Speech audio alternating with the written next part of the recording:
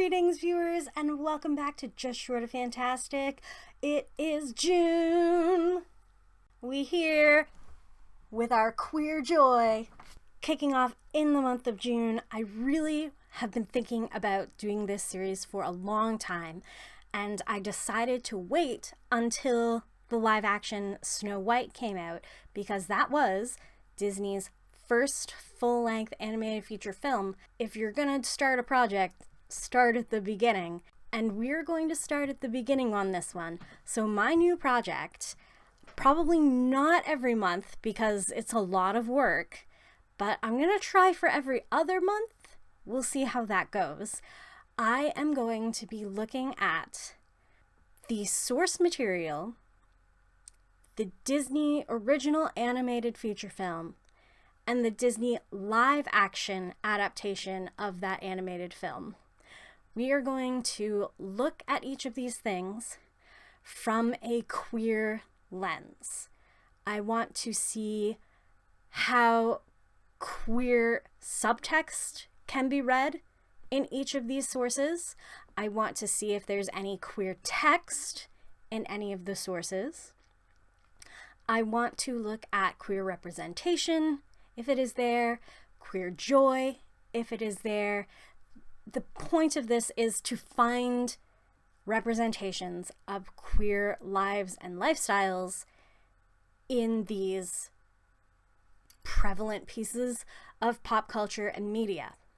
Disney has always had a huge influence on the way that media has been shaped and on the way that attitudes and knowledge have been shaped predominantly in the United States, but also worldwide.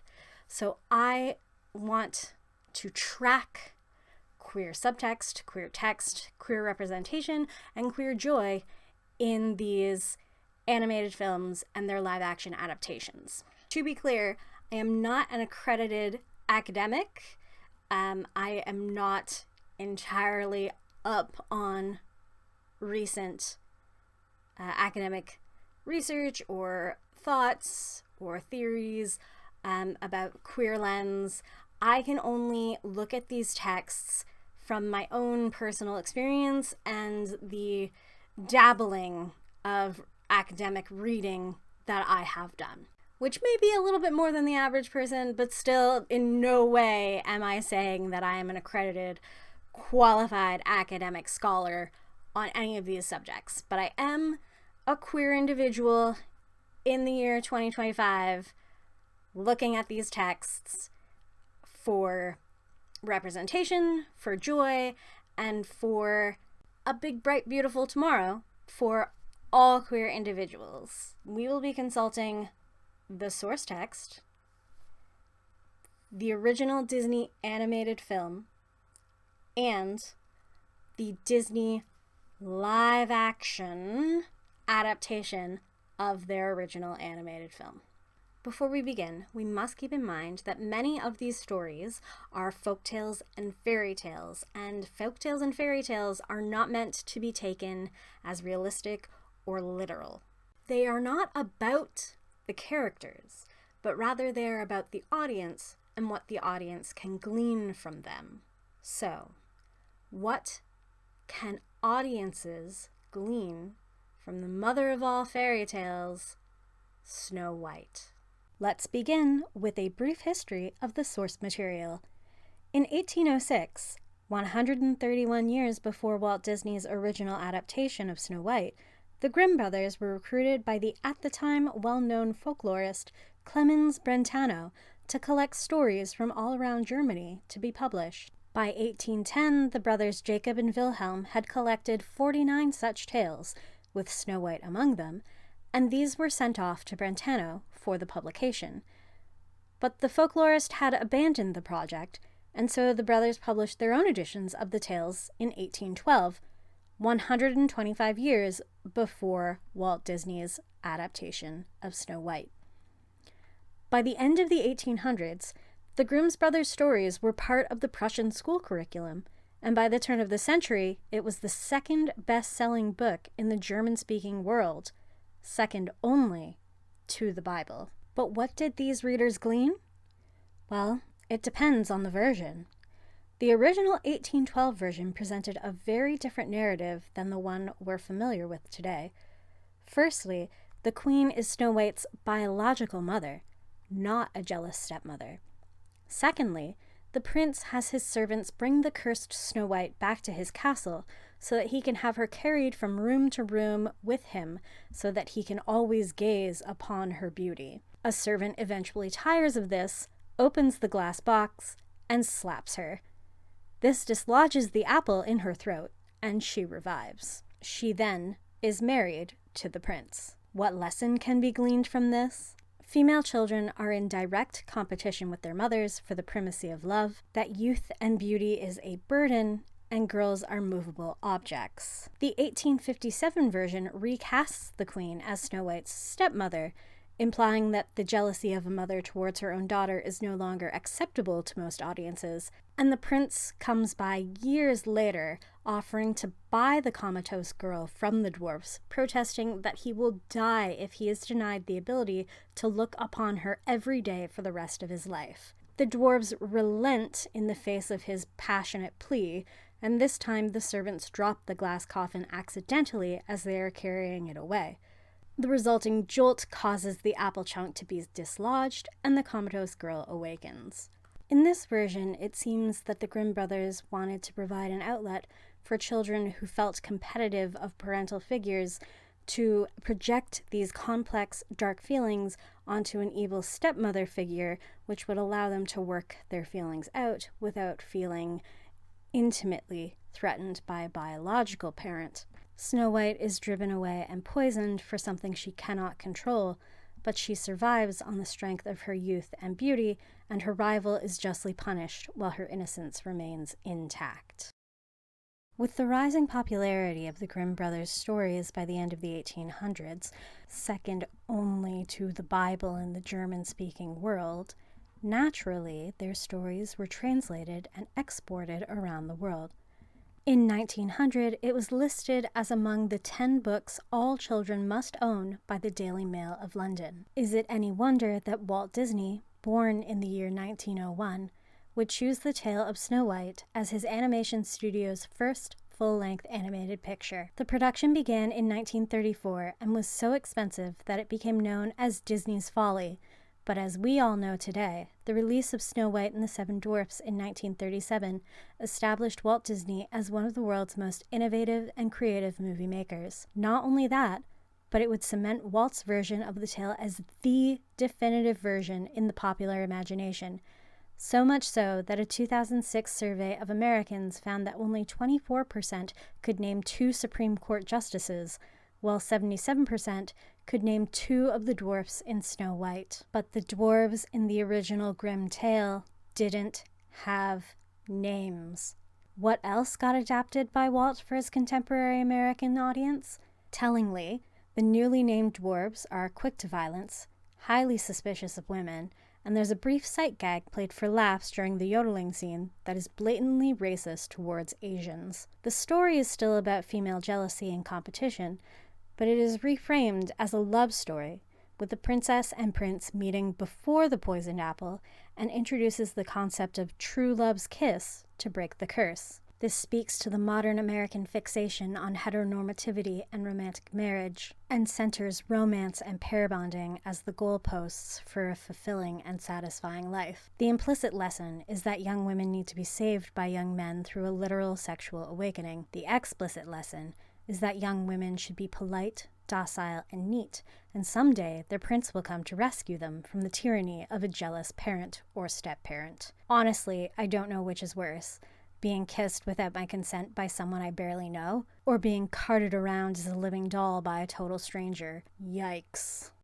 It was only a matter of time before a live-action adaptation of Walt's original feature animated film came out once the company committed to the course of remaking a large number of their animated feature films in live adaptation. Disney has taken this classic tale about familial female jealousy and reframed it once more as an explicit tale about female power mimicking patriarchal patterns and the corruption inherent in those systems when the privileged use their power greedily, leaving the populace poorer, desperate, and joyless. The younger generation feels powerless, but knows something must be done. In my opinion, this version of Snow White has come at a perfect moment. Audiences glean from its message of bravery and fairness in the face of patriarchal corruption, a vision of peaceful protest, where the antagonists taunt the people to violence, but violence is refused. Now why does that sound familiar? Disney has produced a masterpiece for contemporary audiences living in a racist capitalist patriarchy. If you asked me which version of Snow White I would rather watch, the original animated 1937 or the live-action 2025 adaptation, I would unhesitatingly tell you the 2025 live-action adaptation. After rewatching the original, it was a product of its time, and that time has long passed. Now that we've had a small history lesson, we come to the raison d'etre for this series. What are the queer vibes? Well, the Grimm brothers versions and the Disney animated version are unquestionably products of a misogynistic patriarchy. But if the foundation of all of these versions is a young person being driven out of their home and poisoned by a parental figure with internalized fear over something that the young person cannot control, that is 100% a foundation that every queer viewer can relate to. And if we found a quaint cottage in the woods with a ready-made found family living there, I think a lot of us would be ecstatic. While sadly lacking in queer text, 2025's Snow White is rife with queer subtext, with images and ideas that are resonant with the queer community. The opening number, Where the Good Things Grow, can be read as tending to a garden and rooting out bigotry, which is an image that I have often associated with queer protest. One of the most queer and radical things that you can do in this day and age is grow your own garden, feeding yourself and your community. Speaking of community, the remake rejects capitalist patriarchy's mandate that the heteronormative family is the best and only version of communal units, as this movie is ripe with found families of diverse individuals. The two most prominent of these found families that assist Snow White in her journey are the dwarves, who as far as I can tell are not blood related, and the actors turned rebels. Both of these found families offer the princess kinship, safety, and community after her heteronormative family unit has driven her away. Another queer subtext is the erasure of communal memory. The queen has spent her entire reign trying to erase a history of kindness and sharing, but Snow White kicks off a rebellion in the ranks of the guards with the simple statement, "I remember." This simple statement is so powerful and resonates with queer subtext because every year at Pride, the queer community remembers that Pride began as a riot by trans drag queens. In the year 2025, when record withdrawals of funding by ally corporations has made headlines, there is a growing movement to go back to those riotous roots of Pride to protest the ongoing mistreatment, erasure, and phobia of the queer community in general and trans and non-binary individuals specifically. So what began as a German folktale of generational jealousy was picked up by an American with a dream who took that tale of generational female jealousy, stuck on an element of heteronormative romance, which launched this man and his company into the highest heights of creative influence. And that same company has now transformed the one that started it all into a clarion call for found family, community, and protest against corruption fed by internalized misogyny and fear. Disney's Snow White might not be queer, but the subtext in this live-action adaptation may very well be the queerest of them all. All right, and now we come to the end where I've decided to give every remake a Queer Joy rating. The Queer Joy rating for 2025 Snow White is an 8 out of 10.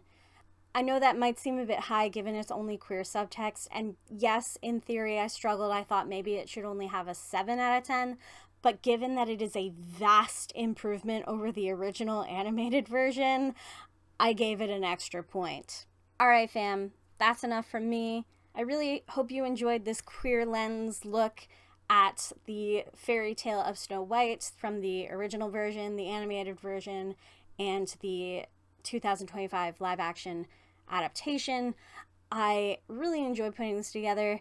It took a lot of time and energy though, and so there's probably not going to be a vlog for July, but we'll be back in August, so stay cool. We've had a heat wave here in Ontario. I hope everyone else is staying cool or staying warm if you're down in the southern hemisphere. I hope that everybody had a happy and safe Pride. Find your joy, and until next time, stay just short of fantastic.